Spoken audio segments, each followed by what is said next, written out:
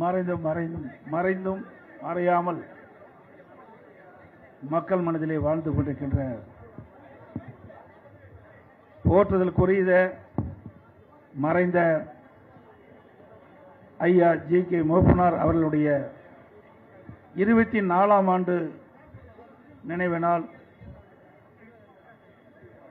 இந்த நினைவு நாள் நிகழ்ச்சியிலே கலந்து கொண்டு புகழஞ்சி செலுத்திய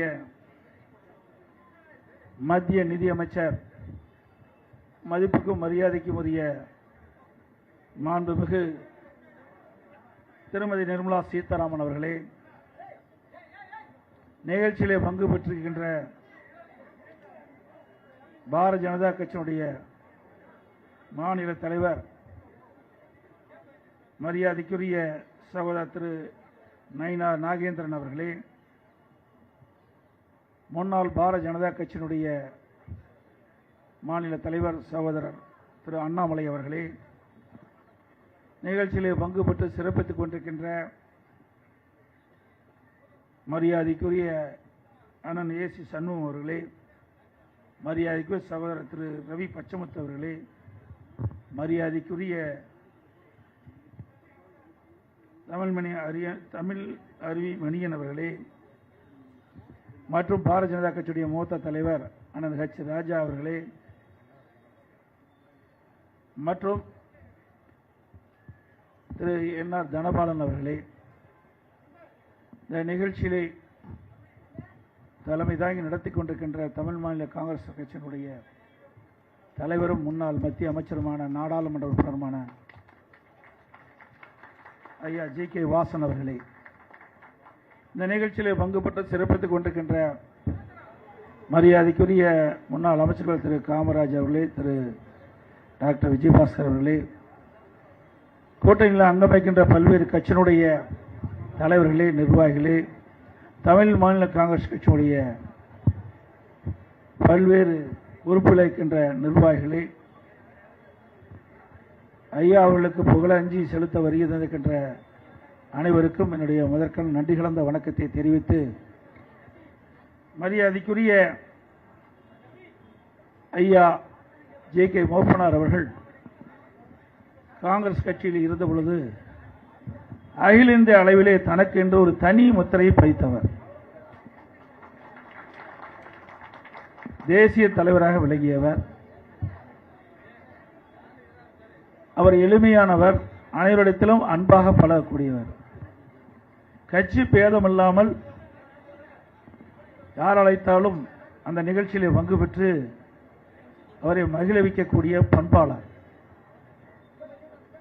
அதற்கு பிறகு 1996 தமிழ் மாநில காங்கிரஸ் என்ற ஒரு புதிய கட்சியை தொடங்கி திறம்பட அந்த கட்சியை வழிநடத்தினார். அவருடைய மறையும் போது இதையும் புரட்சித் தலைவி அம்மா அவர்கள் அவரை அடக்கம் செய்கின்ற அந்த இடத்தில் இறுதிச் சடங்கு முடியும் வரை அங்கேயே இருந்து அவருக்கு புகழஞ்சலி செலுத்தியவர் இதயம் புரட்சித் தலைவி அம்மா அவர்கள். அப்படி உயர்ந்த பண்பும் உயர்ந்த உள்ளமும் நல்ல எண்ணமும் தேசத்திற்காகவும் நாட்டிற்காகவும் மக்களுக்காகவும் சேவை செய்ய வேண்டும் என்ற உன்னத நோக்கத்தோடு அவர் வாழ்நாளை அர்ப்பணித்துக் கொண்ட தலைவர்கள் ஒருவர் மரியாதைக்குரிய மறைந்த ஜி.கே. மூப்பனார் அவர்கள். அவருக்கு புகழஞ்சலி செலுத்தி விடைபெறுகின்றேன். நன்றி, வணக்கம்.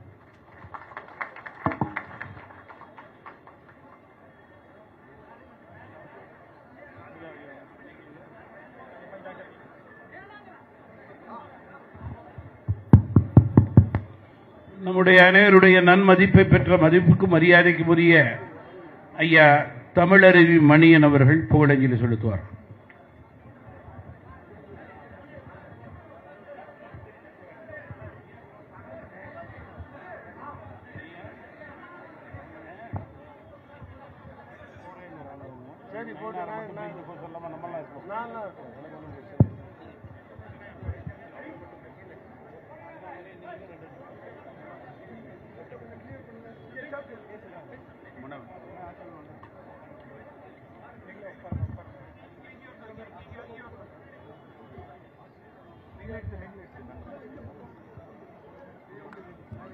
பேசாதீங்க.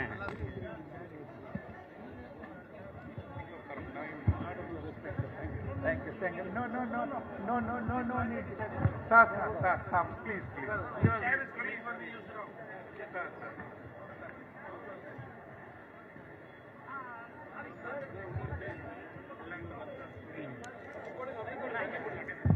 சிவராமன்.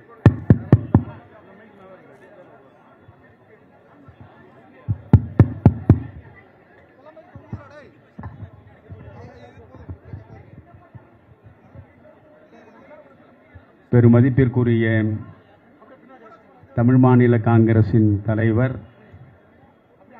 என் நெஞ்சுக்கு நெருக்கமான தலைவர் ஐயா வாசன் அவர்களே, மக்கள் தலைவர் மூப்பனார் அவர்களுக்கு அஞ்சலி செலுத்துவதற்காக வருகை தந்திருக்கின்ற மத்திய அரசின் நிதியமைச்சர் மாண்புமிகு நிர்மலா சீதாராமன் அவர்களே, சட்டமன்ற எதிர்க்கட்சி தலைவரும் அனைத்திந்திய அண்ணா திராவிட முன்னேற்றக் கழகத்தின் பொதுச் செயலாளரும் 2026 ஏப்ரலுக்கு பிறகு முதல்வர் நாற்காலியில் அமர இருப்பவருமாகிய ஐயா எடப்பாடியார் அவர்களே,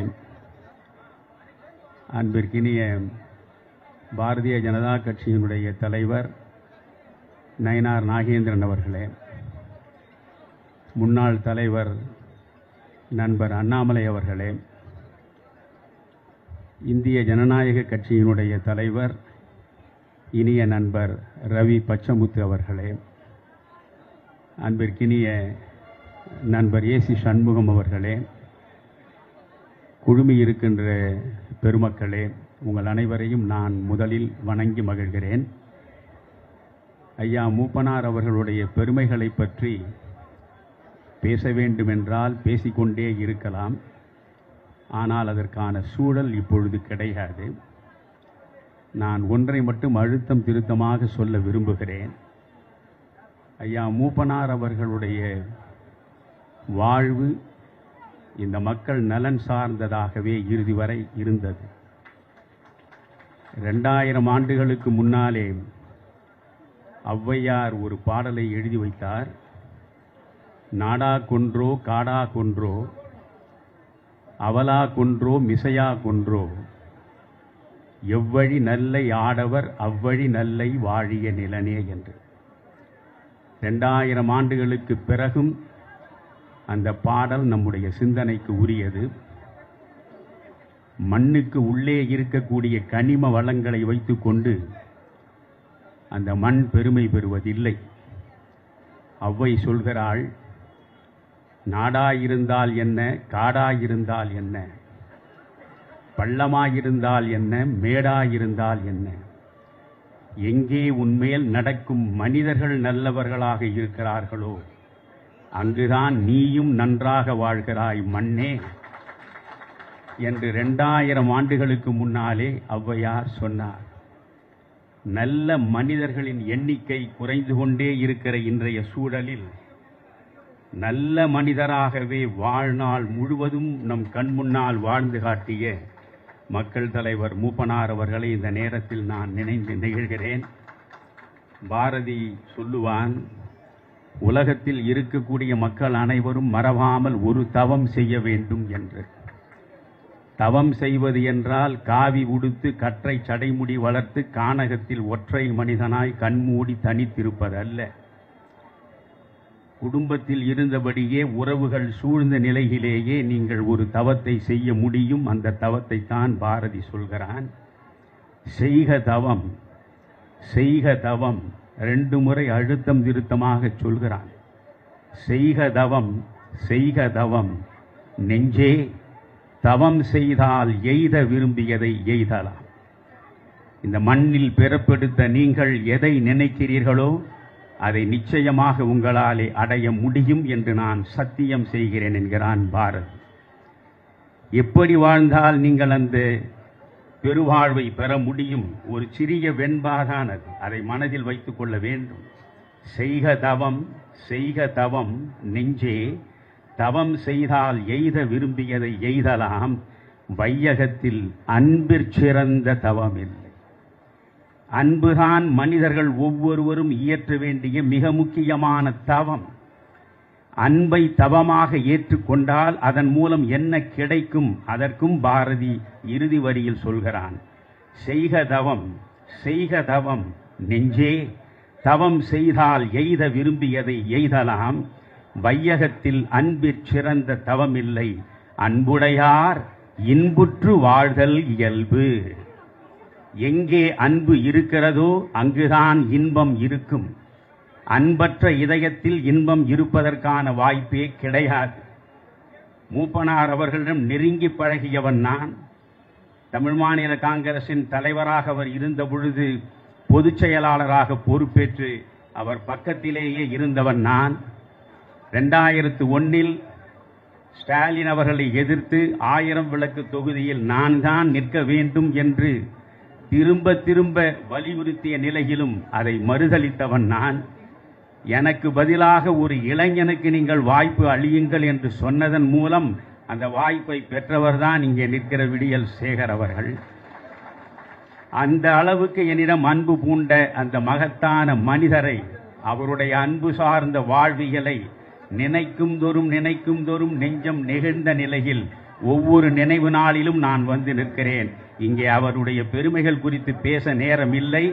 அதனால் என்றைக்கும் மூப்பனார் தமிழ்நாட்டின் கடைசி மகன் இருக்கிற வரையில் அவனுடைய நினைவில் இருப்பார் என்று சொல்லி ஒன்றை மட்டும் நிறைவாக சொல்கிறேன். மகாத்மா காந்தியடிகளின் பாதிப்பில் பெருந்தலைவர் காமராஜர் வாழ்ந்தார். காமராஜருடைய பாதிப்பில் தான் கடைசி வரை மக்கள் தலைவர் மூப்பனார் வாழ்ந்தார். மூப்பனார் பெற்றெடுத்த திருமகன் வாசன் அவருடைய பாதிப்புக்கு உட்பட்டு தடம் மாறாமல் சுவடு பதித்து வாழ்கிறார் என்பதுதான் நான் அவரிடம் வியக்கக்கூடிய விஷயம். நன்றி, வணக்கம்.